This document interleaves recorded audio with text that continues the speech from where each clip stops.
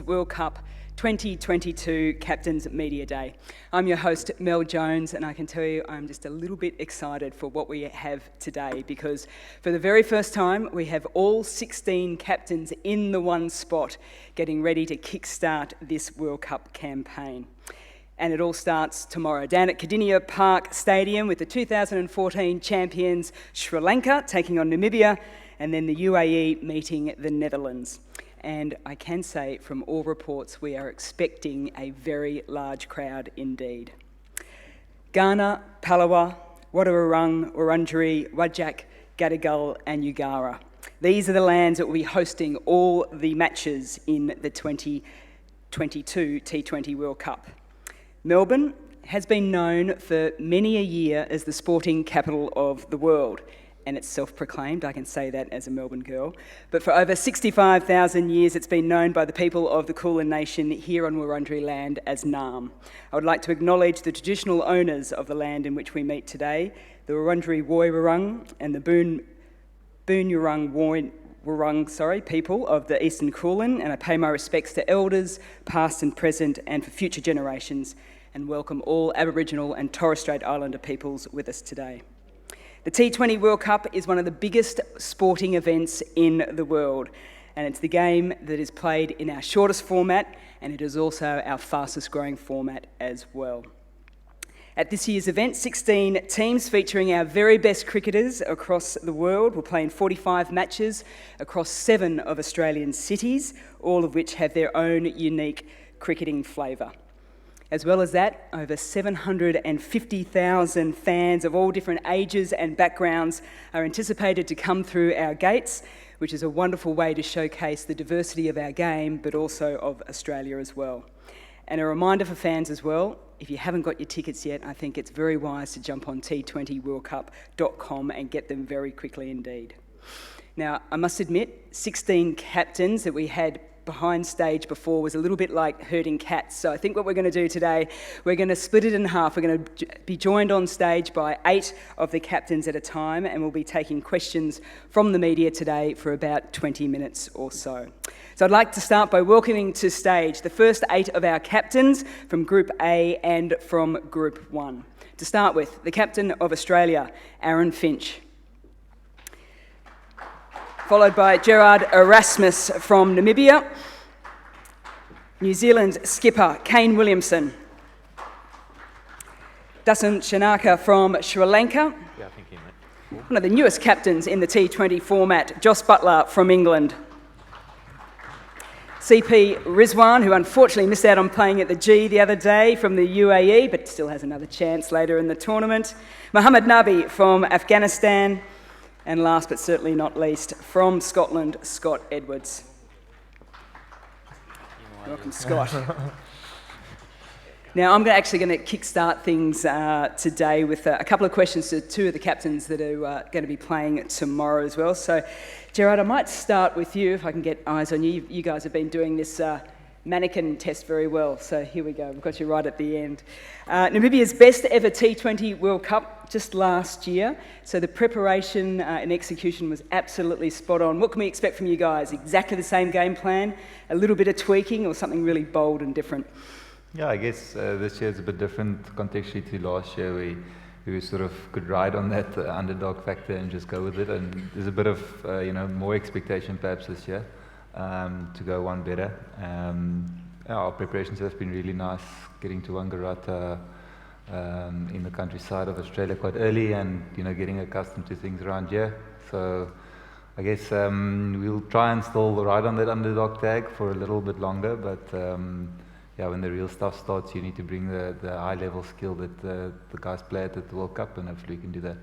And you mentioned just behind here getting accustomed to the local traditions. One is AFL football. You're sitting next to Aaron Finch at the moment, so I gather you're a Geelong Cats fan now, are you? Just say yes. A Geelong supporter, yeah. I've just become one because all of Geelong's buzzing because of their win, obviously. And that Finch is from Geelong, and he's starting to teach me some of the AFL stuff, which I'm not too sure about. I like a bit more contact, I guess. Brilliant. Welcome and thank you for your time today. Thank you. Dasun, I'll go to you. As a Melbourne girl, I've grown up seeing, but more so hearing a lot of Sri Lankan fans, more so at the G, but we'll be hearing them at Geelong. It's almost like a home away from home for you. How much is the support of your Sri Lankan community going to sort of help the Sri Lankan side this World Cup? Yeah, it's been amazing playing in Melbourne anyway. We've been enjoying ever since we play in Melbourne. So looking forward for the Geelong game. So there will be massive crowd. So we are looking forward for that. Yeah, it's certainly going to be very noisy indeed. Before we get started with questions from the floor, I want to acknowledge two very special guests that we have today with us. UNICEF Young Ambassadors Zara and Jahin. They are here to champion the ICC and UNICEF's global partnership that aims to create an equal future by empowering women and girls through cricket, promoting their voices and building a social movement for gender equity in the game. Now, I'm going to start with Zara, a proud Little woman from Tasmania. Over to you for the very first question to Aaron Finch. Well, thank you very much, Mel. And I normally would call you Finchy when I'm watching at home. So, hello, Finchy. I'm Zara. My question for you today is, when Australia won the ICC Women's T20 World Cup in 2020, what legacy do you think that left for girls playing cricket in Australia, and how can we build on that momentum? Thank you. Hi Zara, yeah, I think it was an amazing World Cup in total, and I think to have 86,000 people at the MCG to witness that final between Australia and India was unbelievable. In Australia, we've seen cricket participation double in girls since that World Cup final, so I think that's the legacy that it's leaving, that there's more participation in the game, which is going to create more opportunities, hopefully for a long time to come. And we're very, very lucky that cricket is a game that is world leading in the women's space, and the amount of opportunities and exposure that they get around the world is fantastic. But obviously there's always more that we can do. Super question, Zara. First ever sort of dad-daughter combination playing for Australia, Esther, in about 17 years' time? I think the Warner girls might beat Esther to it. They're very talented at most sports that they do, but yeah, let's wait and see. Okay, wonderful question, Zara. I am going to open it up to the floor as well. Can I just have a reminder just to state your name and the organisation you're with, and just because of the limited time that we have, we can keep them to the T20 tournament as well. And I've got a hand straight up in front here. Apologies, I can't quite see everyone. Sunandan Lele from India, Sakal. Question for Kane Williamson. Even though New Zealand team's performance at the world level has been really good of late, but still nobody calls you favourite before the game. You love to fly under the radar? Yeah, I mean, we don't really have a choice in what people call us, but for us, we come here and try and focus on the cricket that we want to play, and address what's in front of us. And we had a pretty memorable World Cup a few months back and played these guys in the final, and it was a great game of cricket, and these sorts of tournaments are always pretty special to be a part of. Yeah, I mean, everybody has different tags and rankings that go up and down throughout the year, and I suppose they end up with different names, but yeah, you come here in tournament sport, on any day anything can happen, especially looking across all these teams with match winners throughout. Thank you. Next question. Yep, second row. Andrew McGlashan from Quick Info. Question for Joss. England played almost the perfect tournament up to the semi-finals last year. How do you prepare for a tournament that is so ruthless and one loss can see you go out at sort of any point? How do you mentally prepare for that sort of competition? Yeah, I think you just have to accept it's really, as Kane just mentioned, it's fierce competition. There's some great players here, and especially in T20 cricket, one person can take the game away from you. So, very much just prepare for the next game. We've had good preparation. We look forward to this tournament, and don't try and read too much into past tournaments or things. We try and learn and get better and improve every day, and look forward to starting this competition in the next week. Yep, got a hand up over the back there. Thank you. Hi guys, this is a bit of a different question given that you're all here, and I'll ask both groups, so it's not sort of signalling your group out, but Could you guys indicate with a show of hands whether you'd be comfortable if one of your bowlers would run out a non-striker during this tournament, whether you would or not?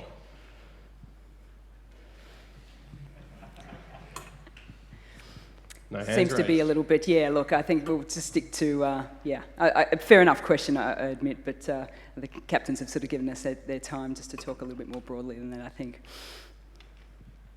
We've got another question from the field. Yes, yellow top at the front here. Tell you.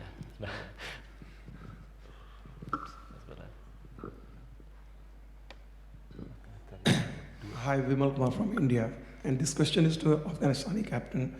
मैं हिंदी में पूछूं तो कोई दिक्कत नहीं होगी मेरे ख्याल से, आप तो जवाब देते हैं।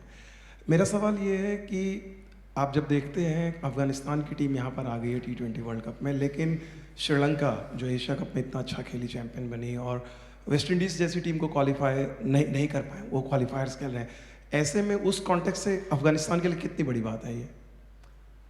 Yeah, it's a honor to play in first 8, not playing qualifying rounds. We out from that stage, and it's be a proud moment for us as well. And that's why we wasn't under pressure a lot when we playing in Super 8. Rather we play qualifiers and then play in the top 8 or 10. It's really good, and it's give a more opportunity to play with the big teams. Yep, just down the front here. G'day, Josh Daw from 9 News. Question for Scott. Scott, when you were growing up, learning the craft out of Blackie South, did you ever dream that you'd be here in Melbourne leading your country, and how much damage can your side do? Yeah, I suppose growing up playing in World Cups is always something you look forward to. So to be here representing the Netherlands is awesome. We're pretty comfortable with the squad we've brought across. We've had a great preparation period. I think 7 or 8 practice games leading into the tournament. So hopefully, win a few games in this first round and then see where we go. That was a very Australian question. Blackie South is short for? Blackburn South. Blackburn South, there we go. At the front here. Hi, Dustin. First of all, congratulations on winning the Asia Cup. You guys were absolutely phenomenal. Again, nobody's talking about Sri Lanka as one of the favourites to win the World Cup, even though you've won the Asia Cup.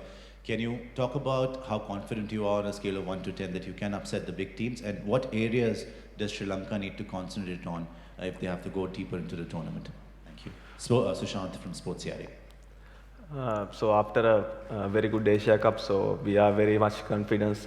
The team is, the environment is really good, and we are well focused on our batting. So as it is the early summer, so the conditions will be somewhat different. So we are really focusing on that. Apart from that, I think the bowlers, they are really shaping up. So Chamira is back with us and Lahiru Kumar is back with us. So there are plus points coming from the Asia Cup. So yeah, it depends on the day. T20 cricket, we never know who will be going to win. So I think the better teams come out of the day win. So we are prepared for the challenge. So we are looking forward for a good tournament.